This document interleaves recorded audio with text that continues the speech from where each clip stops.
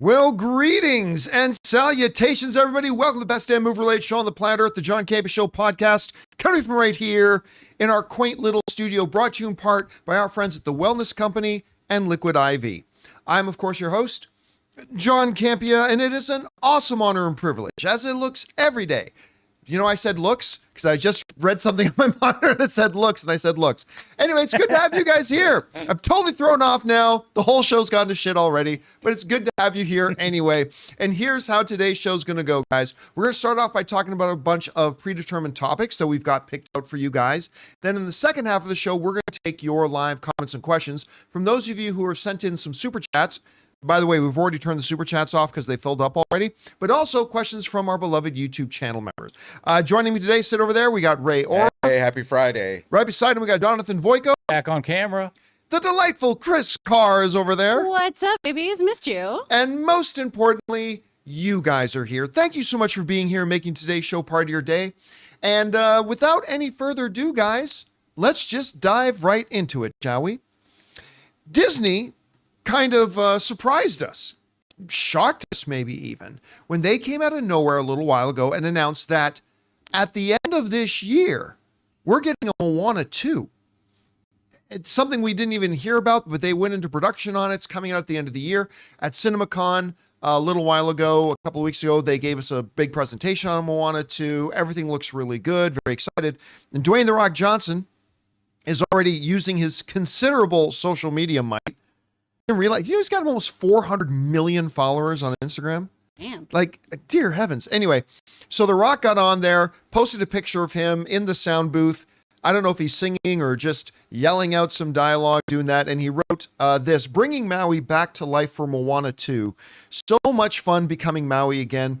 A character that changed my life in many ways, including the character of Maui being inspired by my late grandfather, High Chief Peter Maivia. A lot of people might forget that Rock's real name is, I think, Rocky Maivia. I think Rocky's actual first name. Anyway, the Polynesian cultural significance of the role and our story has touched families around the world and has easily become one of my truest honors to bring to life and share. New characters, new journeys, new music. Excited for you and your families around the world to join us on this journey.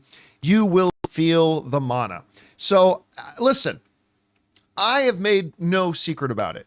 I am a huge Moana fan. I still listen to the soundtrack. I'll go back and watch it maybe once a year. I just truly adore the film. I think it's one of the real big wins of the last couple of years. But when The Rock put up this post, it got some discussion going again about a conversation that kind of came up back when they first announced Moana 2, which is, why another sequel? If you guys will remember, just recently, Bob Iger announced a swath of new sequels coming out, including, but not limited to, Frozen 3? Is that what it is? Mm-hmm. Around 3? 3. Yeah. Frozen cubed. So, Frozen 3. Oh, that kind of makes sense. We got another Zootopia. Zootopia 2. Hell yeah. Another Toy Story. Toy Story 5. Wait, John, did you get that? What's that? I said Tutopia. Tutopia? Tutopia 2. I think that will probably end up being the name that they put on. Ray's feeling it today. He's in the zone. That was good. It's gonna be one of those days. He's already good ideas. Good ideas. Just take time to ingest. So all right, thin. go ahead. So, and of course now Moana 2. So the question becomes, is Disney just getting too much hooked on just doing the animated sequel stuff? Now, what I said to this before was, well, now wait a minute, time out. Before we give them too much trouble for having a string of sequels coming out, let's not forget they just went through a couple of year period where they gave us nothing but originals. Whether it was Luca, or whether it was Soul, or whether it was Turning Red, or whether it was Elemental, or whether it was, what was that terrible one? Strange World? Strange World. Yeah, Strange World. I mean, they literally put out a string of like 4 or 5 in a row that were purely original. And none of which did great, but that was kind of their own fault for dumping a number of them just straight on Disney Plus.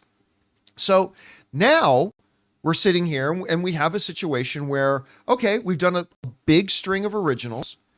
Now we feel like it's okay to put out a few sequels, regain the event status of a Disney or Pixar animated film. Because I think one of the things we all agree on was that one of the negative side effects of the Bob Chapek era, and they were taking a bunch of these Disney things and just dumping them straight on Disney Plus, was that Pixar films, and by extension Disney animation films, no longer felt like events. Nah, they got kind of like cheapened.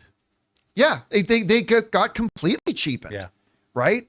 So because it used to be when a new Pixar movie was coming out, that was something to circle on your calendar. Maybe not to the extent of a Marvel film back in its heyday, but a new Pixar film was coming out. That was something to circle on your calendar, get ready for.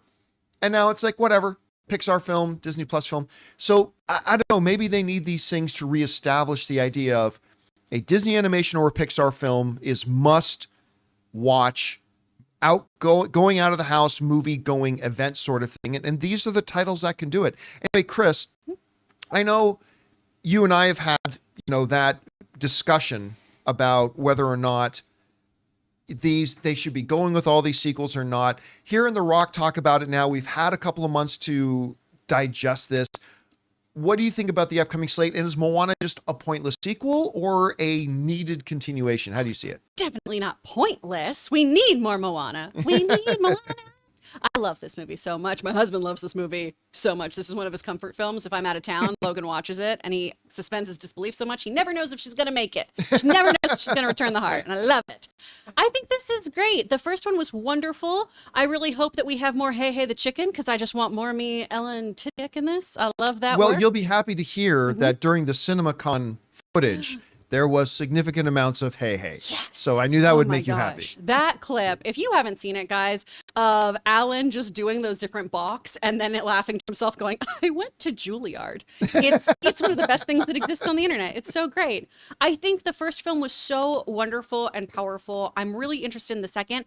I'm most interested, though, in how the music's going to be different this time since Lin-Manuel Miranda is not involved in this. Right. That's going to be a big departure Yeah. because I feel like that was so intrinsically tied to just the tone and the vibe of the first film. The Rock is writing all this music. Oh, I love that. Rock for is him. writing all What the can't he do? He's making tequila. We're about to find out. Gosh.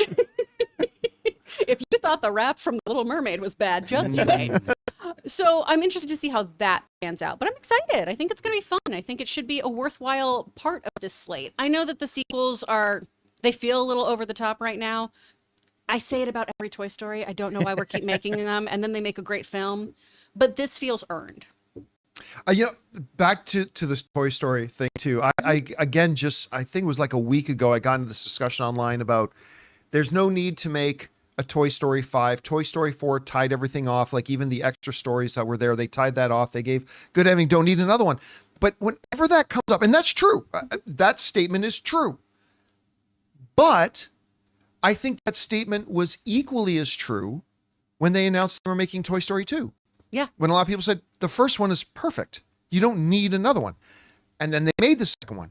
And in a lot of people's minds, it's even better than the first one. And then people said, then when they announced the Toy Story 3, same thing. We don't need a Toy Story 3.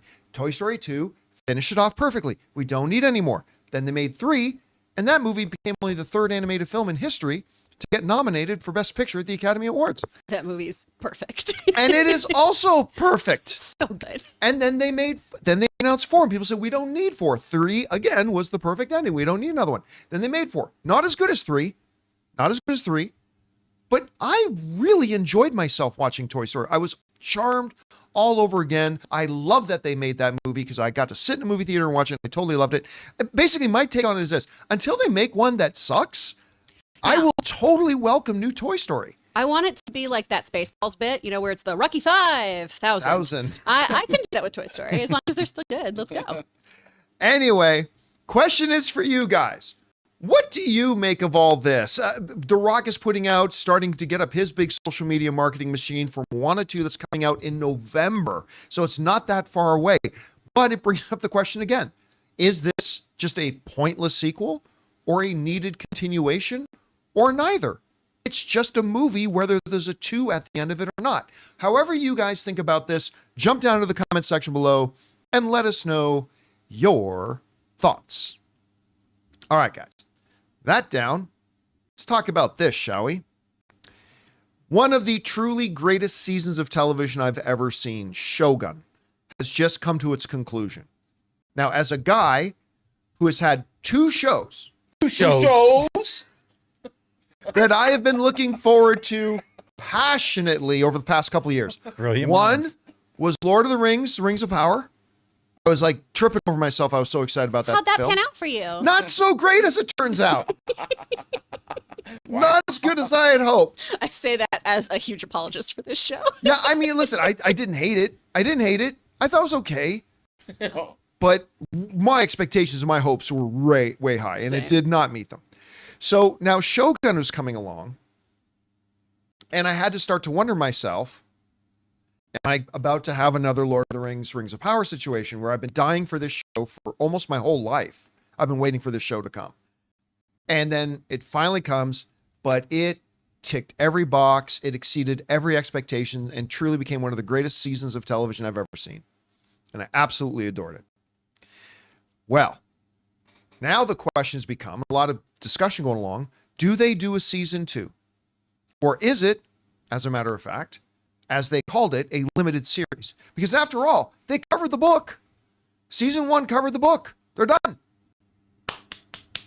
It. Right down to the last episode there when John Blackthorne is dreaming about a future where he gets to grow old, become an old man, and have grandkids back in merry old England.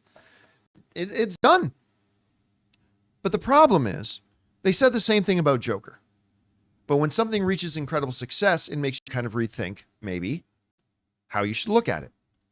Well, the guy at the Hollywood Reporter, one of the writers of the Hollywood Reporter, decided to straight up ask the folks over at the guys who wrote, the couple that wrote the Shogun for television, said this, here's the inevitable question. Season 2, is it going to happen? One of the writers says, I don't know. I keep saying it's like we want to let everyone be on the same page when it comes to the book. And hopefully now the TV audience and the book audience are on the same page with what the story is and where it resolves. I think if we had a story, if we could find a story, we would be open to it. But I don't think that anyone ever wants us to be out over their skis without a roadmap and everything. And it's also just about, do people want more of it? All right. Well, obviously, like the Hollywood Reporter writer says to the question, do people want more of it? The answer is yes, the Hollywood Reporter writes. And clearly the answer is yes. This season, I have yet to talk to anybody that actually watched the whole season that doesn't not just like it, but absolutely loved it. I'm sure there are people out there who didn't like it. I'm sure there are. I'm just saying I haven't spoken to anybody who saw the series and didn't love it. It is a phenomenal work of television. So the question will now come. Will the brilliance of the season stand as an argument as to why you should not make another season, or stand as an argument to why you should? And I will say this as a Clavel novel purist, they abso-damn-lutely should make another season of this. They absolutely should. Because let me take you to the worst case scenario, okay? Worst case scenario. They make a season 2 and it sucks. Guess what?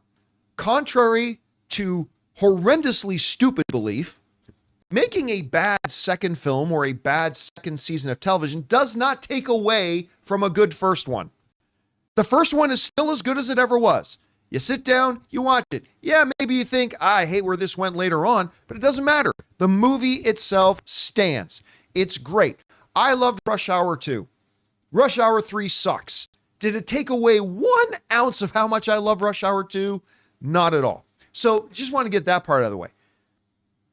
These writers have done a phenomenal job with this franchise and just did some things that I didn't think that was going to be possible for them to do. And to see the continuing story now of Toranaga and John Blackthorne and all that kind of stuff and see where they go from there, how they get to the envisioning, to the manifestation of Toranaga's dream. I want to see all that play out. Like Sonata himself has said, we have real history that we can draw from. If we want to do season 2, we've got actual Japanese history that we can draw from and bring to life. So I think, Chris, here's my thought. Okay. I think they are going to, for a little while, sit on this. But I think within about 4 months, we're going to hear an announcement they're going to do a season 2. And I believe it's that absolute right thing to do. There are others who disagree. What do you think they should do? I love that was set up as, there are others who disagree. Are you one of those? No. dummies? Not Wow. like that at all. I come back and this kind of energy. Goodness. So I have to be honest. I am only 4 episodes into Shogun. I made the brilliant mistake this weekend of, Shogun's something I have to be so focused on. I'm going to double feature Rebel Moon. And, which was terrible. And then was like, I should watch something kind of lighter. Let's try this baby reindeer show. Oh, yeah. Also, not so light. Oh my gosh, no, I had to take so many laps around the house. But I will say, I've really enjoyed this show so much so that I went ahead and bought the book. I'm really, really into it. There is so much history that you can draw upon. I think you can absolutely explore so much of feudal Japan and go into so many other stories. But sometimes I do like when something just ends and it's perfect and that's all we get of it. Sometimes I like that. I don't need more of something that's perfect if it's going to be fine. And I only say this because, everyone always talks about Heroes, a show that had the best first season. Yeah. But then we always talk about the stank of all the others. Right. That cloud, that fart cloud is always around it. And I don't want that for something like Shogun, which is so beautiful and cinematic and just masterfully done. So if they do another one, I just have really high expectations. And I'm saying that as somebody, again, who hasn't even finished the season because I've been so enthralled with what they've done. It's just so intense. But I will say to your point, about the stench about Heroes and all the stench of the other seasons. And yet we still talk about Heroes season That's 1 fair. being absolute brilliance, which That's means fair. it didn't tarnish the thing. You see, normally I'm a little bit different on this one because normally when I think of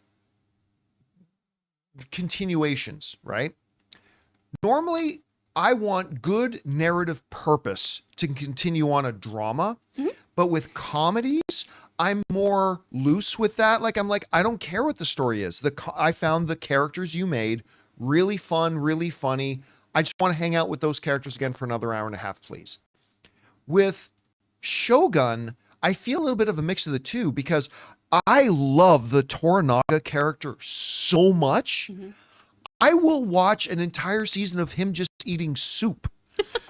Just give Quality me, TV. just give me that, and I'm fine. Have like John Blackthorne's continuing improving Japanese, just having frustrating conversations with Toranaga. I'm in. I just want to hang out. I want to see Toranaga walking through a Edo village and everybody stop what they're doing and bow. I want to see the pageantry and the horror and the beauty. And if it ends up being bad, it's bad. That's okay. You took a swing and you missed. But I would really love for them to go back to this again. And you know what? To your point though, I will be perfectly fine if they stop. If they stop, it was great. I've got this new season of television that I can go to and watch for the rest of my life if I want to. But I kind of hope they do another one. But that's just me. I think with this kind of a series, because season 1, let's just say it was just not season 1, but Shogun ended because the book ended, so it has a conclusion. So if season 2 were to not be as great, you could have that argument like with Heroes where you can go back and just watch it because it has a conclusion. But I don't go back and watch season 1 of Heroes because it was supposed to continue on to something conclusive and it didn't. It fell short of that. I would go back and continue to watch season 1 of Shogun because it ended where the book ended. So I think that's the only difference for me. Guys, question is for you. What do you think about it? Shogun was like one of the greatest seasons of television I've ever seen, but it has a definitive end. Should they now just leave it as that and enjoy the triumph? Or should they take a risk and try doing another one? There's arguments to be made for both sides. I personally would like to see them do it. Good arguments for why they shouldn't. Whatever you guys think, jump down to the comment section below and let us know your thoughts. All right, guys. With that all down, we still got to talk about That upcoming John Krasinski and Ryan Reynolds movie, If, we've got our opening weekend box office projections, and it's pretty strong. Also, Sean Levy, the director of Deadpool 3, talks a little bit about that whole process we're seeing in a lot of comic book films now of having to do homework and watch stuff before coming in to see the new movie. Will that apply to Deadpool 3? We're going to go into all that and more, but before we do, we're going to take a quick second and thank one of the sponsors of today's episode of the John Campea Show podcast, our friends at The Wellness Company. Guys, we want to thank a sponsor of today's video, The Wellness Company. Okay, so you wake up with a scratchy throat, congestion, runny nose, and cough. You know your body. You know you're getting sick. So your choices are tough it out, get sick, and take time off work, or hope the doctor can see you this month, or wait 2 hours at urgent care and sit in a room full of sick people, or open your medical emergency kit. Match your symptoms to the doctor-recommended prescription. Start on the right meds and nip this in the bud now. Your medical emergency kit is not a first aid kit. It comes with doctor-prescribed meds to treat over 39 medical issues. Strong antibiotics for infections of all types, strep throat, pneumonia, UTIs, bronchitis, and so much more. Plus, a doctor's easy guide so you'll know exactly what to take and when. There's no waiting to see the doctor, no waiting at the pharmacy. It's all in here. Every home should have at least one medical emergency kit. Order yours online in just minutes. Your kit will be rushed right to your door, and you can get 15% off at twc.health/Campea and use promo code Campea when you check out. That's promo code Campea at twc.health/Campea. And thank you to our friends at The Wellness Company for sponsoring today's episode of the John Campea Show podcast. All right, guys, with that down, let's go on to this, shall we? Ever since they announced that John Krasinski was directing a new movie, of course, the last couple movies he directed, or at least with the first one, with A Quiet Place, blew my mind. I thought it was one of the best films of the year. I'm still shocked to this day that movie didn't get nominated for Best Picture in 2018. It totally should have. Anyway. So he's doing this new movie about imaginary friends, and he's re-teaming with Steve Carell, which is amazing. Ryan Reynolds is going to be in it, and it's going to be called If, and about imaginary friends. The question I've had, though, is anybody actually going to go see this movie? Because I'm not so sure. Like, Ray, like you and I were talking too, like before the show started, the trailers have been okay. They've been okay. But they haven't really increased my desire. I'm already excited to see it. That's fine. But the trailers haven't increased my excitement to see it. And you're kind of on the fence about it, aren't you? I haven't been thrilled by the trailer. It's cute, but nothing to get me to go into the film. I can't imagine these two guys not making a good movie, but I don't know. Nothing's pushing me to go see this. And I like movies like these.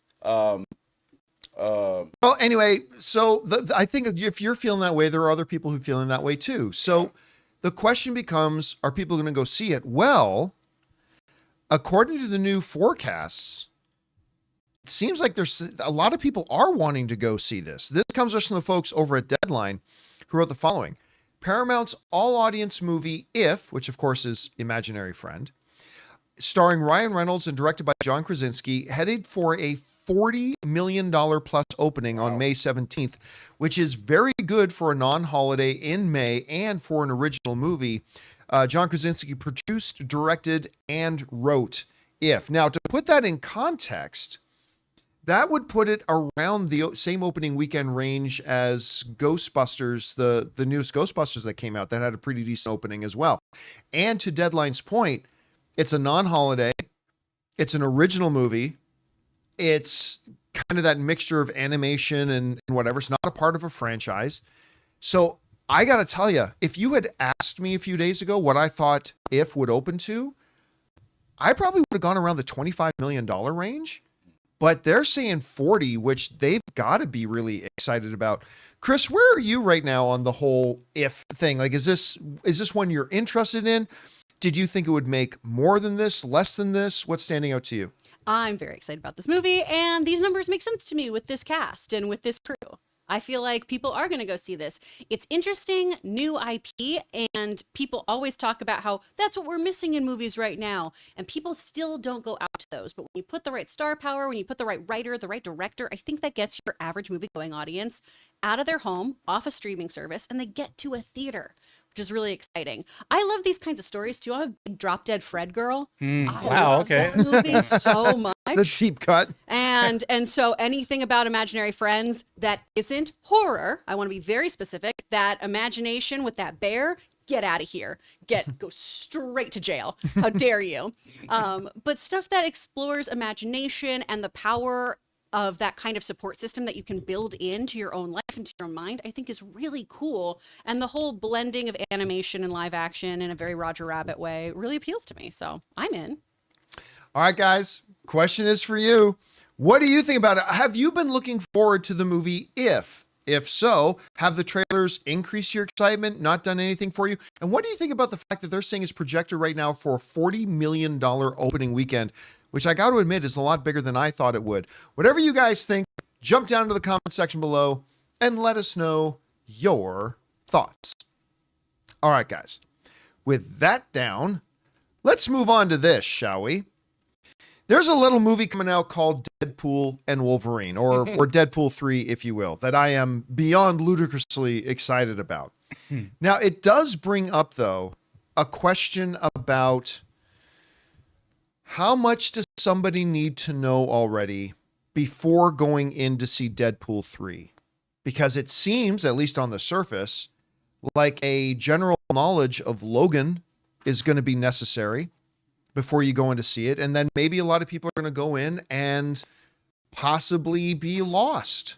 Could we be facing another situation like Doctor Strange and the Multiverse of Madness, where a lot of people came out, a movie that I think was pretty okay, but a lot of people came out going, I don't understand. Why was Wanda suddenly bad? What's going on? Because you needed to do some homework. You had prerequisite viewing you had to do to truly understand that film.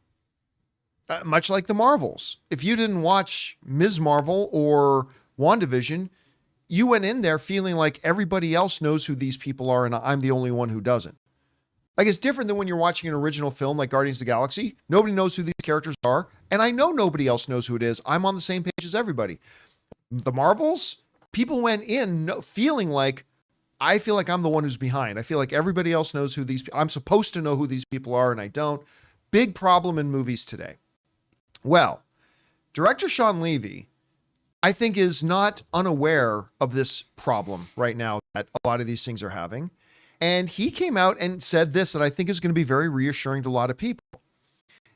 This is coming to us from IGN, who is quoting Sean Levy, the director of Deadpool 3, saying this: I was a good student in school. I'll do my homework as an adult, but I am definitely not looking to do homework when I go to the movies, Levy told the Associated Press.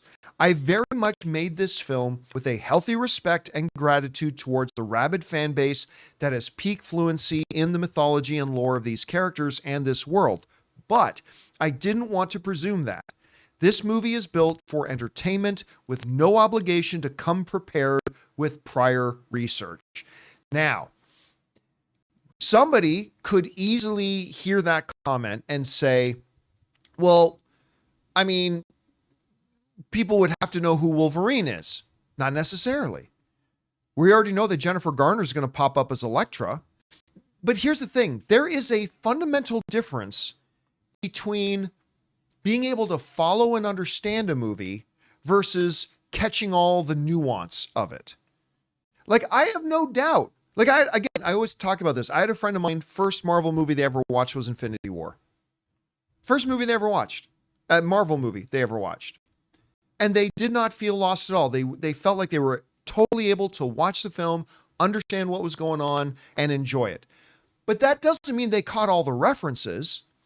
And that doesn't mean they knew all the nuance of certain things that happened. Sure, there's going to be some deeper cuts that'll be there for people who are already fans, some eye winks, Easter eggs, things like that. Things that'll have some more meaning. The key is don't let an audience member feel lost if they didn't do all that pre-required viewing first. And I love what Sean Levy is saying here, that, look, we're clearly they're going to have a lot of cameos. That's obvious, right? This is obviously going to tie in a little bit to Logan in a way. It's obviously going to tie into the previous Deadpools, clearly. But if you can then tell the story in such a way that a person coming in and just watching this for the first time, great. You know what a good example of this is? Why am I freezing on his name? The guy who starred in the second Hulk film. Edward Norton. Edward Norton. Thank you. I was really confused because that to me is the first, because we're for MCU. Yeah. Yeah. Ed Norton's Hulk film, right? Okay, what if you don't know anything about the Hulk, and you don't know about Dr. Banner and the radiation and the gamma and his transformation and blah, blah, blah? Do you have to go in and cover the whole origin story again? In that movie, they said, no. You know what we're going to do? In 90 seconds during the opening credits, we're basically going to tell that whole story in 90 seconds using news reports and headlines and stuff like that. And that's going to totally catch up the audience. Again, is there nuance a newcomer won't pick up on? Sure. But none of them are going to feel lost. And I think that's the way Sean Lee's got to approach this. And I love that he's saying this. So are they going to get every joke, Chris? No, I don't think like a newcomer coming into Deadpool 3 is going to get every single joke, but they're not going to feel like they're not getting the movie. And I think that's key. Anyway, you heard Sean Levy's comments. What do you think about him? I'm all for this. Because, yeah, you are going to miss some of the nuance. You are going to miss some of the minutia. But isn't that a great thing about fandom when it's accessible? And then you go, oh, I want to learn more about this. And then you go back to it and go, I get that joke. I understand that reference. We all get to be Captain America then. And that's a beautiful thing. You know, watching X-Men 97, I think, is a great example of how that is a show that if you didn't grow up watching the actual show from the 90s, you can still jump in and you're caught up. They give you references. Oh, yeah, well, I had to deal with the Phoenix. Oh, the professor had this happen to them. You also don't have to have deep, canonic lore in your brain. It's great if you're like, oh, look at all these E for Extinction references. Oh, yeah, that happened in the Claremont run. You don't need to know that, but if you're a fan, you're super hyped because you catch all of those things. I think the beautiful thing about early Marvel and hopefully what we're doing here is that you did have this gateway into something. And that, I think, is what Marvel's been missing for a while. And we've talked about it ad nauseum on here of just, you shouldn't have to have all these deep cuts. You shouldn't have to watch every single bit of this media to be able to jump in and simply enjoy something. So I'm very, very thankful that this doesn't need to have that deep lore. I'm still going to gasp at weird Easter eggs, and I'm sure my friends are going to be annoyed and be like, now what are you reacting to? What the fuck, Chris? So I think it's nice to have both of those things there.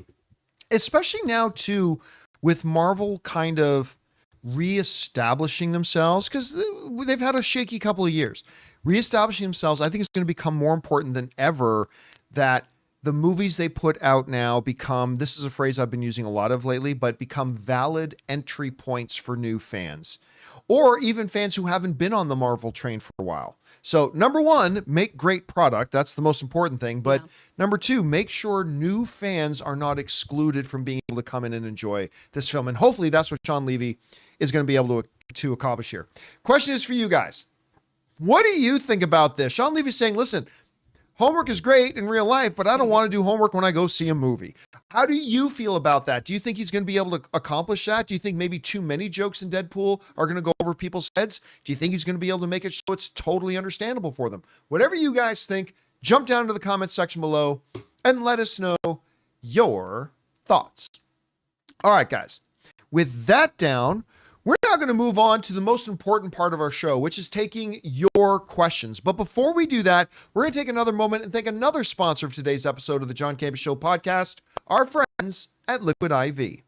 Guys, we want to take a second to thank a sponsor of today's video, Liquid IV. You know, summer is just around the corner, and Anna and I have some of our favorite activities coming up, from hiking, swimming, going camping. But in order to do all that, you gotta stay hydrated, because you need hydration that keeps up with every moment. Just a single stick of Liquid IV makes ordinary hydration extraordinary. And for me, preparing a glass is the easiest thing in the world. Simply open up a packet, pour it into your glass of water, and enjoy. And guys, there's a reason that Liquid IV is the #1 powdered hydration brand in America. It has 3 times the electrolytes of the leading sports drink. Just tear, pour, and live more. Just 1 stick plus 16 ounces of water hydrates better than water alone. With 8 vitamins and nutrients, non-GMO and free from gluten, dairy, and soy. There's no artificial colors or sweeteners, and it's got 4 delicious sugar-free flavors: white peach, green grape, raspberry melon, and lemon lime. So turn your ordinary water into extraordinary hydration with Liquid IV. Get 20% off your first order of Liquid IV when you go to liquidiv.com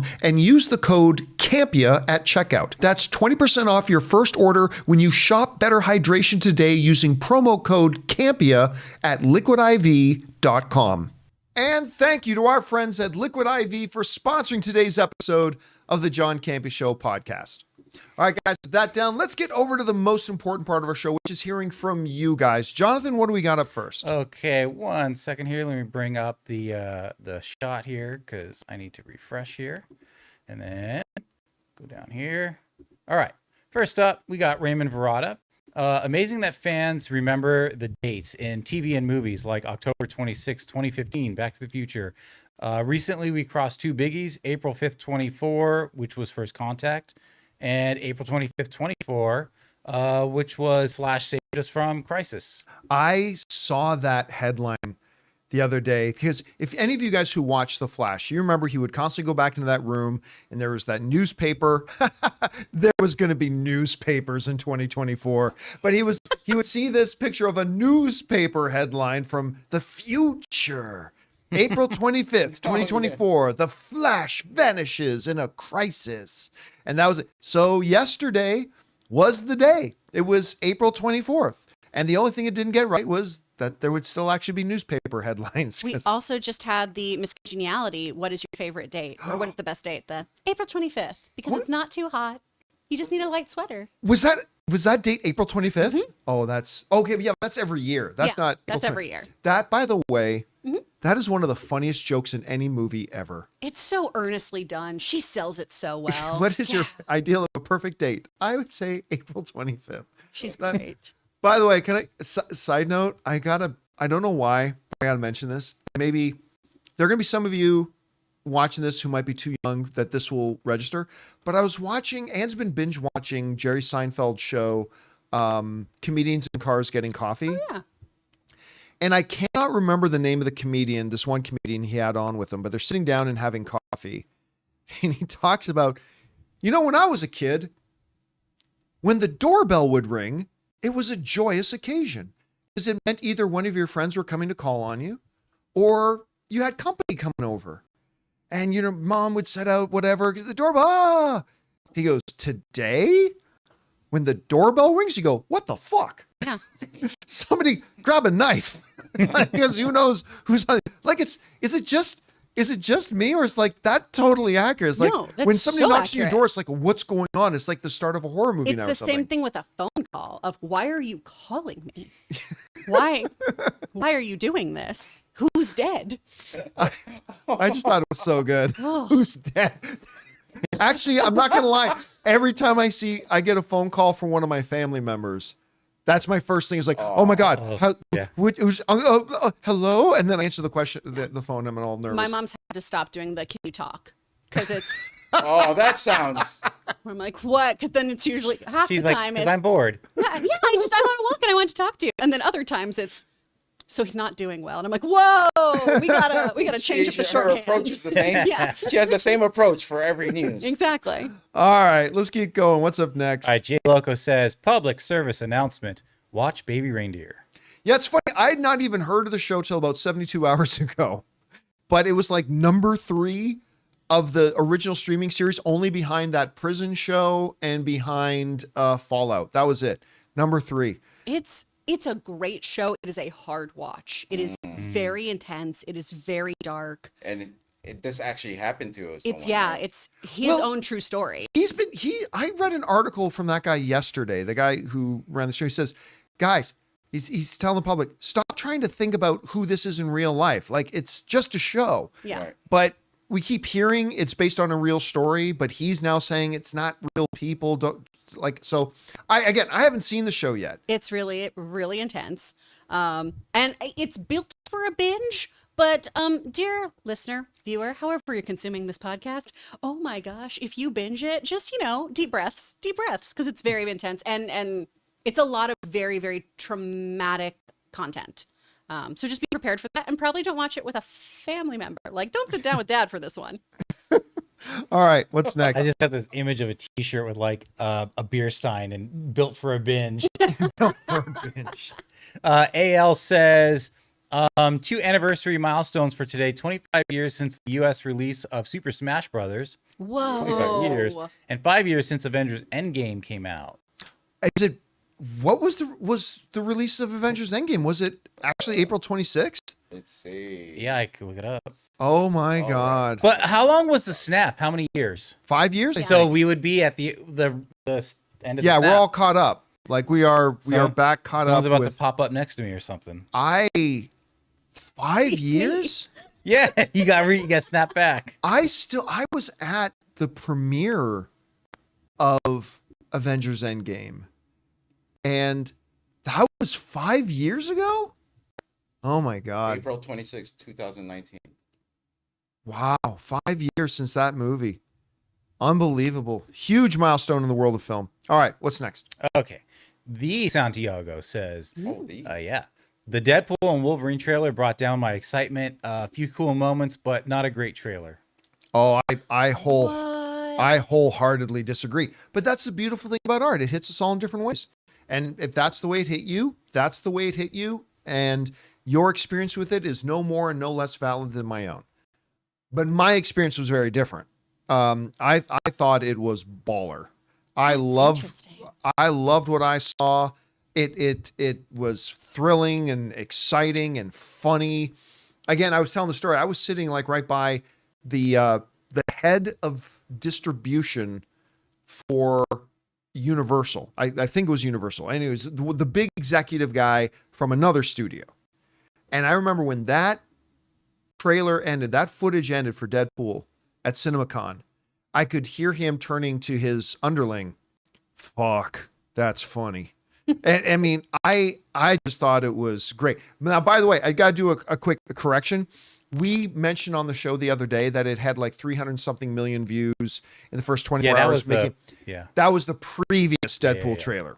Mm. So like this one had like 21 million views just on Ryan Reynolds' YouTube channel, like not even the official Marvel or Disney YouTube channels. Just that one alone had like 21, 22 million views in the first 21 hours. But hey, listen, again, if it didn't work for you, didn't work for you. Nothing wrong with that. All right, what's next? A writes, hey guys, Sorry. hey guys, for Deadpool 3, do you think they will continue the fun opening credit sequence and maybe incorporate a musical number homage to Hugh? I don't think they'll do an homage to No. Hugh, but I mean, I still remember sitting down and watching the first Deadpool. And what was the song that played? I can't remember what song it was that was playing in the opening of the first Deadpool as the running the credits as he's like the flipping and everything. It was just so fun and so great. Yes, the answer to that question is I do believe they will continue doing that. Whether it's like a full musical song, a dance number. And listen, I think the reality is the vast majority of moviegoers out there don't even know Hugh Jackman is a Broadway guy. So it would be a joke that wouldn't land for a lot of people. Dr. So Sneaky said Angel of the Morning. just call me Angel of the Morning. Oh, it's such a great opening. All right, what's next? Okay, Kevin's with a $50 super. Thank you, Kevin. Deadpool $3 billion, baby. So effing excited. Yeah, I listen, we've had this discussion a number of times now around here about look, nobody, unless you're like really dumb, nobody believes that Deadpool isn't going to make money. It's going to make money. The question becomes how much money is it going to make? And will it cross that $1 billion mark? And again, just make sure everybody's on the same page. A movie does not need to make $1 billion to be successful. No, I can make much less than that, be very successful. But can it become one of those few rare films that actually joins the $1 billion club? And there are arguments against it. It's an R-rated film, right? Only been one other R-rated film to make $1 billion, and that was Joker, another comic book movie. So that's certainly there. But I just think all the things going for it, the fact that we've gone a number of years without Deadpool. People have been hungering for it. People have been wanting Deadpool in the MCU. We're getting that now. People have been dying to see Hugh Jackman and Ryan Reynolds together as Wolverine and Deadpool. We're getting that. There's just so many things and the marketing's been terrific so far. So I just have a very hard time imagining. Now, I don't think it'll make 1.5 billion. I think all those things working against it, like the R rating, things like that, I think that'll keep it from getting to 1.5. And the fact that the box office is not where it was back in 2019 and all that kind of stuff. But I do think it crosses the $1 billion mark. Any of you guys have a theory on that? Ray, where are you right now on the over or under $1 billion mark for Deadpool 3?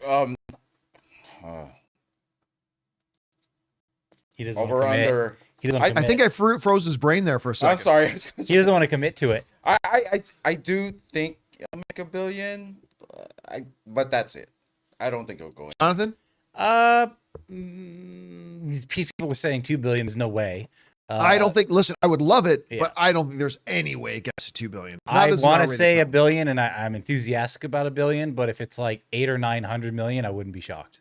Yeah, me either. I if it came around 800-900 million, I am not going to fall out of my chair. Yeah. Let's say, will it be the highest grossing movie this year? Yes. Yes. Well, I mean, what else is even coming out this year that has a chance at that? Like Planet of the Apes are great, but Planet of the No Apes way. never made I mean, like Dune- giant box office. Dune is Joker done. 2. Yeah, it's done. What's that? You've got Joker 2 coming out. Joker 2, End of which the year, I right? don't believe will make $1 billion Yeah, again, but it's going to make a lot It's of got, money. like, a lot of money. It's going to make a lot of money. So Yeah. maybe Joker It might 2. be between those two then. Somebody in the live chat, factual opinion is saying Craven the Hunter will be the biggest one. Oh. Well, you know what? Biggest loser. Moana 2. Oh, yeah. All Well, okay, right. that's Oh, there they you go. That's probably Because should say that's a Keep billion. in mind, Yeah, that's gonna make the movie. 8 years, 7 or 8 years after that movie came out. Remember this, guys. Last year, Moana was the #1 streamed movie of the Yeah. year over every other movie. You don't mess with Moana. Moana. So Moana could be it. I think Inside Out too. Some people are saying Inside Out too. I think that'll make a lot of money, but I don't think I it's don't know going to if be a $1 it'll billion make film. Some people are saying maybe Despicable Me 4. I think that can again make a lot of money, but I don't think it's going to get there. So No. anyway, $1 billion it is. All right. What's All right. next? Matan Valensky says one challenge that people overlook about Deadpool 3 is that the public is becoming sick of the type of cynical humor that Marvel and Deadpool. No, they're not. People will skip as it has that in vogue. I disagree think people completely. I will. haven't seen one single sign that the general movie going on. Look, people want to laugh. If a joke is funny and it makes people laugh, that's all that matters. Look, there are also some people out there that are sick of the color yellow, and they may not go see the movie because, I mean, there are some people out there that just hate yellow. I don't believe that's going to be any kind of a needle moving factor. Like, are there a few individuals out there that maybe that's true for? Sure. But enough that I think is going to move the needle? I don't think so at all. If anything, one of the things that is working against it is that there's been so much more mediocre comic book movies lately that might keep some people home. I'm more worried about that than I am, people are sick of that kind of humor. I don't think so at all. I don't think that's going to move the needle at all. All right, what's next? Unknown writes, draft night was wild. I'm guessing this is Atlanta ATL with the stunner pick and my Raiders with the worst pick drafting a TE instead of moving up for a QB or a defensive player. Okay, let me talk about this for a second. Go ahead. Someone's got to explain Atlanta's draft pick to me. And this whole And me, and this because whole I don't know message. what any of those words are. So there's this phenomenal quarterback in the draft out of the University of Washington. Pentix. Can you look up for me, Ray, the name of the Washington? I think Sure. Michael Pentix or Okay. Pentix. I can't remember exactly how to say his last name. But anyway, I watched him through the college playoffs last year. This kid's phenomenal. He's a great quarterback. He's wonderful. Pentix, yeah. Or Okay. Penix. People Penix. saying. Michael Penix. Thank you guys in live chat. So Sorry, Ray. and okay. So Atlanta gets the 8th pick. You understand, Atlanta just signed a quarterback. They signed Kirk Cousins to a 4-year, $180 million contract, getting him away from Minnesota. By the way, I think Kirk Cousins is a very solid quarterback. I think he's a very good quarterback. I think if you build a good team around him, he can take you to a Super Bowl. So they just signed a new quarterback, 4 years, $180 million. And then at number 8, Michael Penix is still available, and they decide to pick him up using their number 1 draft pick to get another quarterback when they have other areas of concern that they need to address. So that was a massive shock to me. When I saw that they picked a quarterback, it's like, you have about 5 other areas of desperate need that you need to address, and you used your first pick to pick up another quarterback when you just signed your quarterback for $180 million? Weird choice, man. Really, really weird choice. All Anyway. the money in the QBs. Yeah, it's all there. All right, what's next? Timothy F says, hey, JC, I'm so stoked for Deadpool and Wolverine. Over or under 50%, there was a jab joke directed at Martin Scorsese for his constant bashing of Marvel and saying it's not cinema in the movie. I'm going to say under 50% because I think the general movie going audience doesn't even know Martin Scorsese said that. It's only the sweaties like me doing shows like this and like you watching shows like this that really ever knew about it or heard about it. So, I mean, maybe there'll be a quick little eye wink joke about it. But again, I think if you go to most average people and ask them, what do you think about what Martin Scorsese says about comic book movies? They'll have no idea what he said about comic book movies. I don't think it's fit for a Deadpool. Just that whole joke was over to me. I think it's more of like a CinemaCon Kevin Feige on stage joke. Yeah, and it's now it's like more of a jab in that way. It's now years old. Yeah, it's right. I don't even care about it anymore. All right, what's next? Juliana Goodwin says, per yesterday's main topic, I think Idris Elba, Mads Mikkelsen, Joseph Fiennes, Michael B. Jordan, or David Dastmalchian. Oh, wow. Could be the next Joker. Ooh. You know who I like too? Don't like any of them except David. That's a good one. The David one's a good one. Matt Smith. Matt, the only problem I would have with Matt Smith, and this is the only problem, is because I just kind of saw him doing a Joker kind of bit in Morbius. All right. Well. But would I be mad if tomorrow they announced that Matt Smith was Joker? I wouldn't be mad. You know what's funny about the David Dastmalchian? It just dawned on me. He was in The Dark Knight. Yes, he was. And they made him look like one the Joker. One of the Joker's henchmen guys. Yeah. He was also just Polka Dot Man. Yeah. Mm-hmm. So good. I mean, so he's already buddies with James Gunn. So I mean, that's not a bad one either. All right, what's next? Okay. Josh Becker says, are you seeing Challengers? I absolutely loved it. We were actually going to go see Challengers last night, but then we decided to go to the LA Lakers Denver Nuggets playoff game, in which the Lakers choked again, and now they've lost 7 playoff games in a row and lost 11 games to the Denver Nuggets in a row. So that was frustrating. We probably should have gone to see Challengers. But yes, I've been down for this movie ever since the first trailers for it. Didn't they feature it at CinemaCon last year? I thought they first talked about it. I think it was the CinemaCon last year that they first discussed it and talked about it, and or as a lot of people call it, the Zendaya threesome movie. But it's funny. I haven't seen the movie yet, but I read this thing that said that while the marketing is very sexy, there's not actually any sex scenes in the movie, which I think is brilliant on their part to still make the trailers look really, really sexy. Anyway. But yes, I'm dying to see this. Have you seen this yet, Chris, or is it on your radar? Yet. I'm so excited to see it this weekend. I'm really, really pumped. Yeah, I'm down for it. All right, what's next? Okay. Alex Von Gollum says about Shogun, those words are too beautiful to belong to you. Toranaga's reply. But what a bonfire she made showed how much he valued and missed Mariko. You know, one of the great things about the series was it was clear from the beginning, Toranaga was playing chess when everybody else was playing checkers. And he was so thinking in the long game and moving the pieces around the board and all that kind of stuff. Now, there are some people who said, he sent, well, Chris is only on episode 4, so I don't know if I want to say it now. That's okay. All I'll say is that I'm a goldfish. I can just tune out for a second. It was beautifully done. It was beautifully done. And her character was so wonderful. And I really do hope there are Emmy nominations in her future for this. Whether she wins or not, we'll have to see what else comes out. But I hope really that there are some Emmy nominations for her. And what a 6-month stretch, because I thought she was fantastic in Monarch. And then she exceeded even that in Shogun. So yeah. All right, what's next? We got 1253 Sir, who says, I'd prefer we didn't get a second season of Shogun. It was very good season, not perfect, but still very good. Just make it a one and done. What I would ask my friends though is, what is the downside of doing another season? That's my question. What harm can happen? What is the consequences of things going bad if they do another season? What's the downside?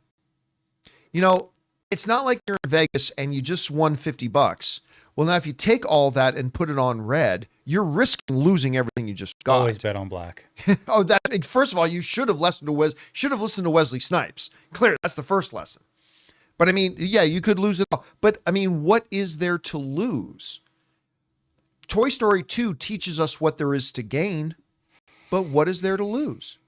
You know, Chris brought up the great example of Heroes, where, you know, the first season was, to me, still my favorite single season of television ever. And then it went to crap after that.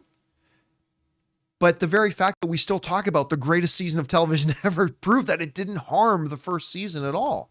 So I don't know. I guess I would still want to ask friends of mine, such as you guys, like who are more hesitant about them doing another one. My question would be to you, what's the downside?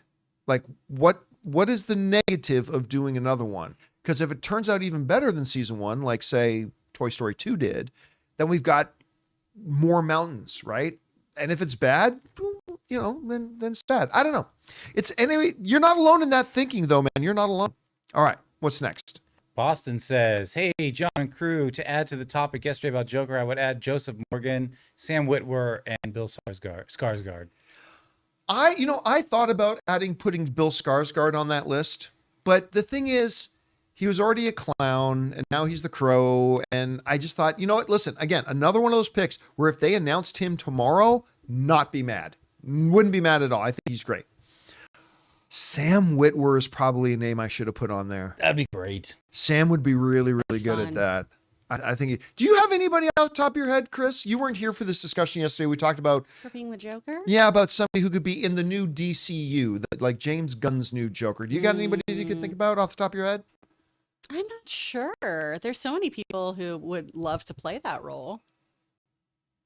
Other than Logan? I was going to say, my husband, give him a job.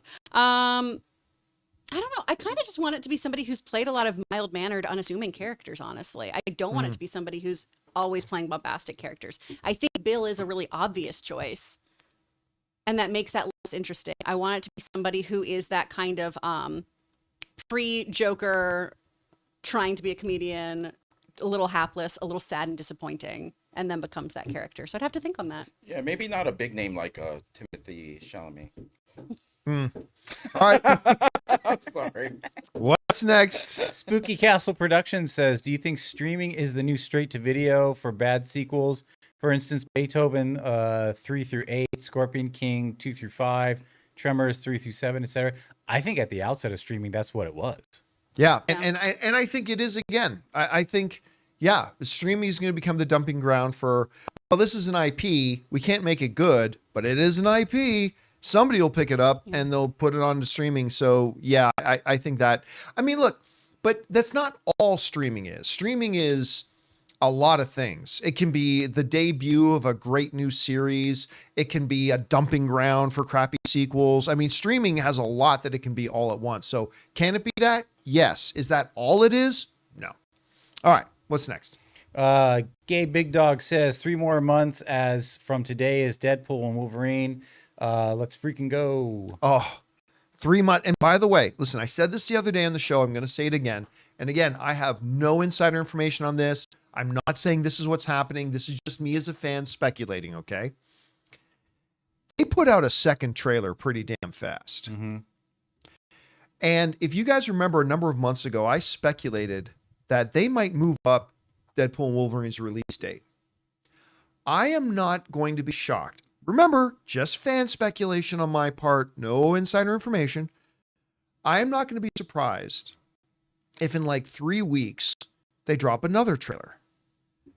And then Ryan Reynolds gets on his considerable social media and announces, by the way, guys, we'll see you at Deadpool and Wolverine on May 9th or something like that, that they release, that they will shock the world and like drop it out of nowhere much earlier than its release date. Again, I'm not saying that's what they're doing. I'm not reporting that's what they're doing. I'm just saying I'm not going to be shocked if they did. So I don't know. We'll see. So maybe 3 months, maybe not. All right, what's next? All right, Mario Salas says, "Hey John, will Wolverine break the fourth wall in Deadpool and Wolverine?" Well, at the risk of giving anything as a spoiler away, because I think this is going to be in some marketing they put out later anyway, so it's not really a spoiler. At CinemaCon, we already saw him do it. So I'm going to say yes, Wolverine will break the fourth wall. So there's that. All right, what's next? Okay, we're gonna move on to our member chats now. So we got Dr. Stinky who's up first. Yo, John and crew, he says, hope all is well. I'm working on a fan film for Halloween and was wondering if any of y'all had any tips. It's a tough one, or it's a tough go, but I hope it turns out well. Anyway, love y'all. Bring on the Stinky. Tips for making. I mean, I've made fan films. No, I mean, look, to say, did you have any tips? You'd have to be a little bit more specific. Tips about shooting, tips about editing, tips about sound, tips about how to get it out there, tips about getting people to be in it. I mean, I don't really know. What I would say is this, and I say this as an encouragement, not as something to demean what it is you're doing, because I've made fan films myself. Don't take it too seriously. Like, don't lose sleep over certain decisions that you're making. Make it, and don't delay. Make it, and understand at the end of the day, you're making a fan film, and make it as good as you can. Don't rush, but at the same time, keep in mind, it is at the end of the day just a fan film. And I say it is just a fan film, again, not to demean the fact that you're making one, but to encourage a state of mind that I think is going to go into helping you make it the real one you want it to be. Because I find with fan films and fun stuff like that, your first gut instinct is usually the one you should go for. And so don't dread about it. Don't delay. Don't lose sleep over. Just do it, make it, go with your first thoughts, and put out the best thing you can. And tell the story you want to tell. Yeah, and tell the story you want to tell. Yeah, what do you want to show us? Just show us that. Yep. All right, what's next? All right, Rob Buck says, "Hey, John and crew, caught the show yesterday. Wanted to throw out two personal picks of my own for Joker. Macaulay Culkin and Evan Peters both play crazy with a dash of charm, in my opinion." I'm not down with the McCulkin one. I'm not down with the Mculkin one, but I kind of love the Evan Peters. Evan Peters is a Peters, fun yeah. pick. Yeah, he Cool. looks like a. Well, he's played Dahmer, so I Yeah. mean, Well, not but his also, you know, the one the Dahmer is true, but the one I first thought of was actually his role in The Mayor of Easttown. oh, Like, I thought that guy playing like a Joker character. he's great. In Mary's Town. I'll tell you what, I low key have come to love Evan Peters. Like, I think he's great. I really do. What about Andrew Garfield as Joker? Huh? Can I you don't see him know. in something? I can't see him as a villain. Okay. I can't see him. I can't see the guy in Tick Tick Boom as the Joker. I don't know if I see it. It's weird. Great actor. I just don't know that one fits. Yeah. All right, what's next? All right, Dildar Sans Glorious says, when Zack Snyder does his next project, he should have someone else write it, because it's clear with Rebel Moon that he can't write Dawn of the Dead works so well with him and James Gunn. I'm not ready to take two movies that just came out back to back and then paint Zack Snyder with a broad brush saying he can't write. Everybody has bad days at the office. Rebel Moons, Some have two. some have two. Rebel Moons is clearly a bad day at the office for Zack Snyder. Don't forget, Zack Snyder's made some wonderful films. But, okay. Having said that, I probably don't think it's a bad idea that he does his next movie based on somebody else's script. The writing of Rebel Moon is atrocious. I mean, there's no other way to put it. It is absolutely laughably horrible. I just couldn't get over how bad the writing is. And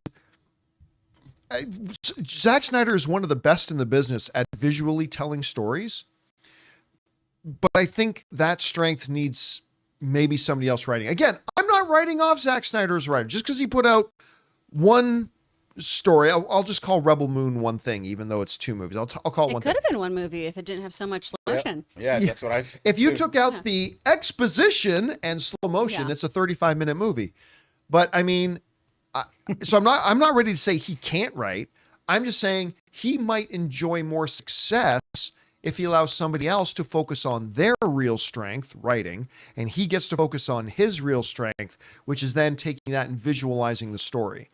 So, yeah, Chris, on a scale of 9 to 10, how good was Rebel Moon 1 and 2 to you? 9 and 10. That's my points. On a scale of Morbius to Madam Web, 9 and where- 3/4. it felt like a great first draft.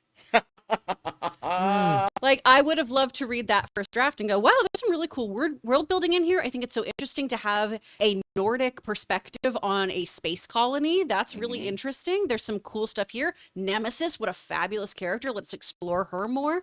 There's so many things in it that feel first drafty to me. And some of it just feels very novice too. I know this is a stupid thing, and I've been hung up on this and I need to get over it. In the second movie, when they're sitting at the table having their confessional moment. Oh, they're seventh exposition time. Yeah. Tell us your backstories. Tell us your deep-seated secrets. Go right now, like you do before battle. But they're all positioned so that they don't have to move the camera.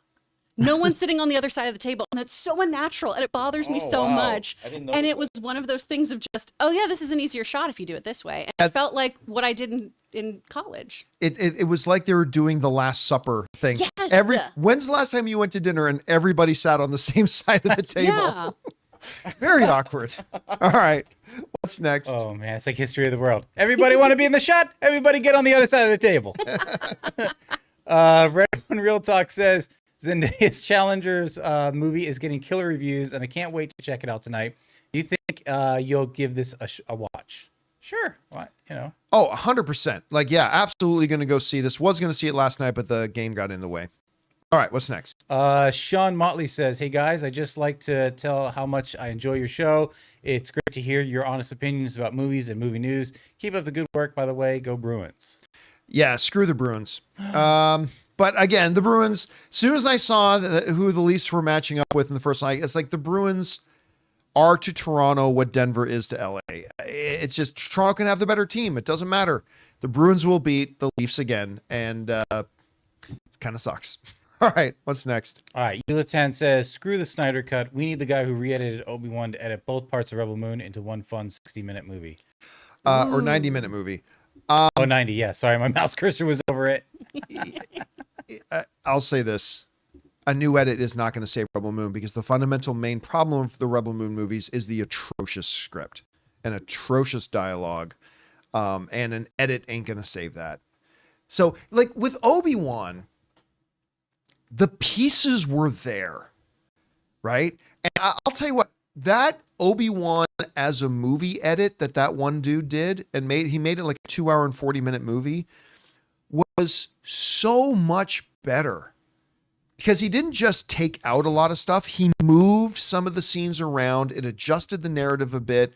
It made a really good, not fabulous, but a really good movie because all the functional pieces were there if you just edited it right.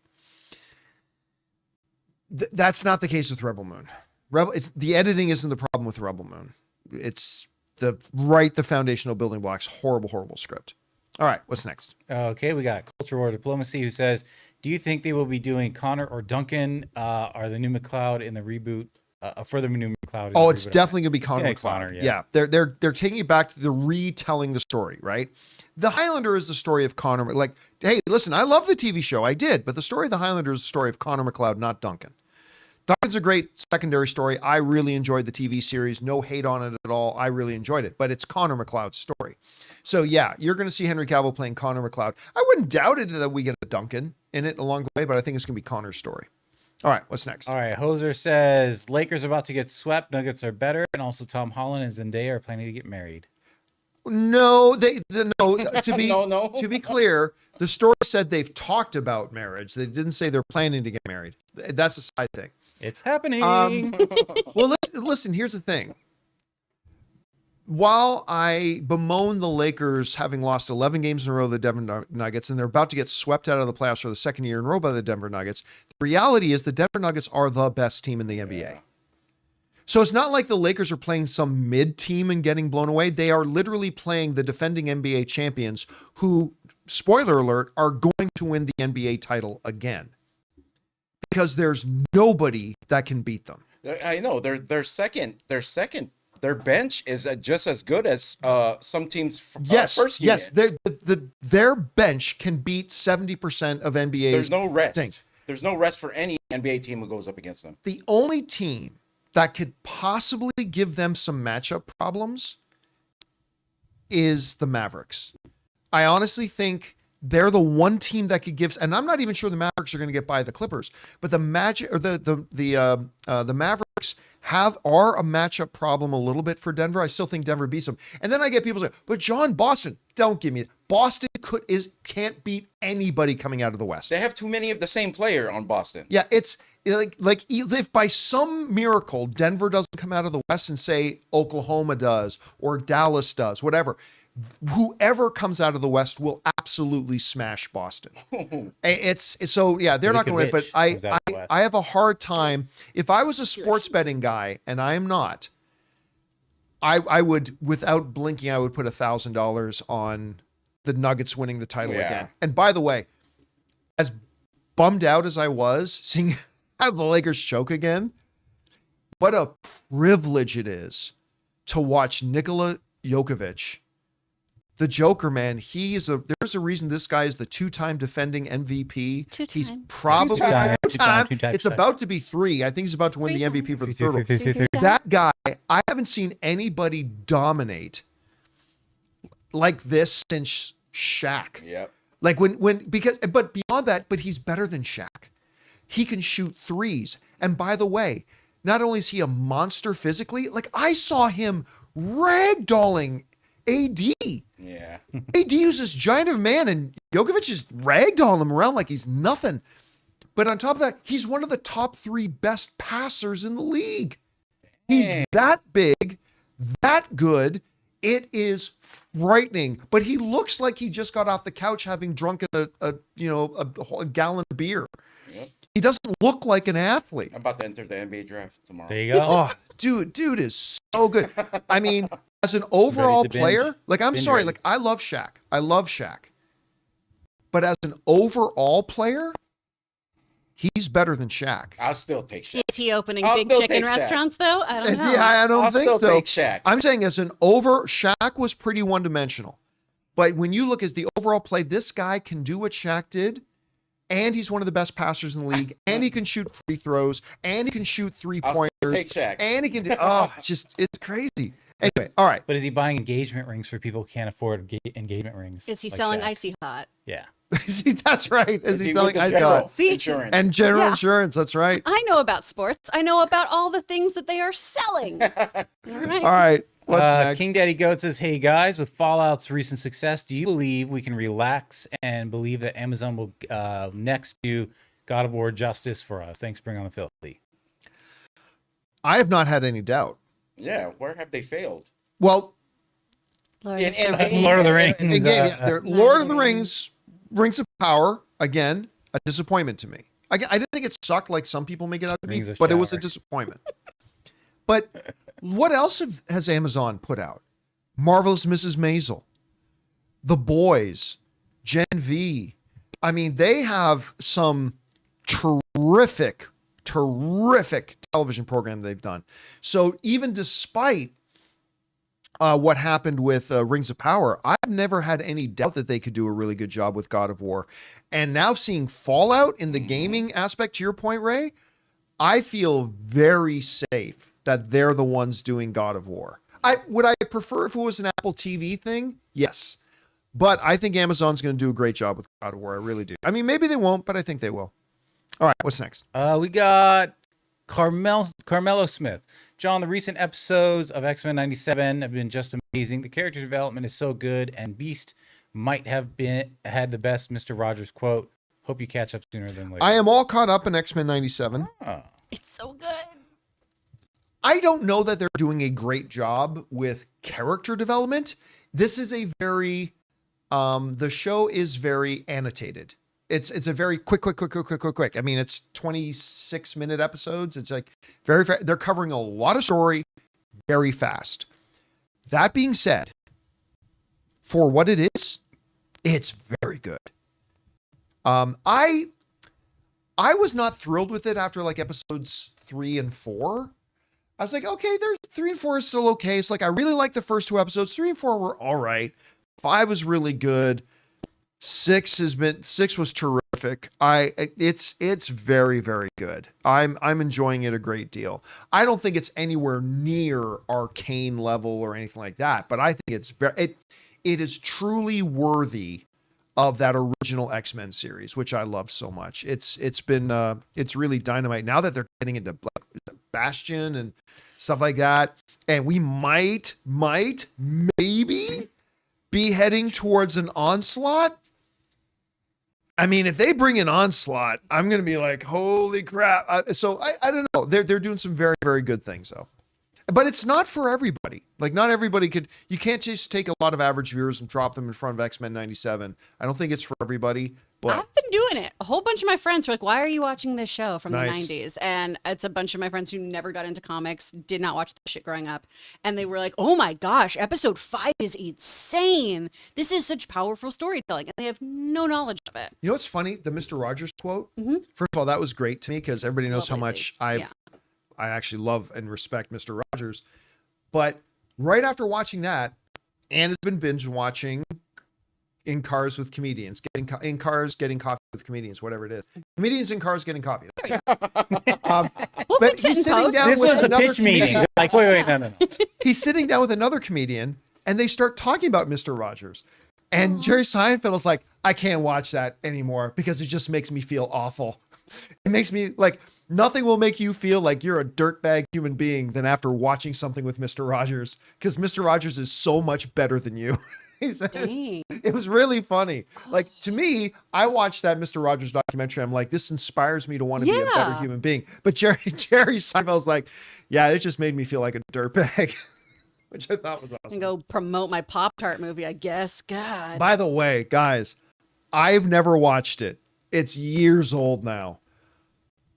But go and watch Jerry Seinfeld's Comedians in Cars Getting Coffee.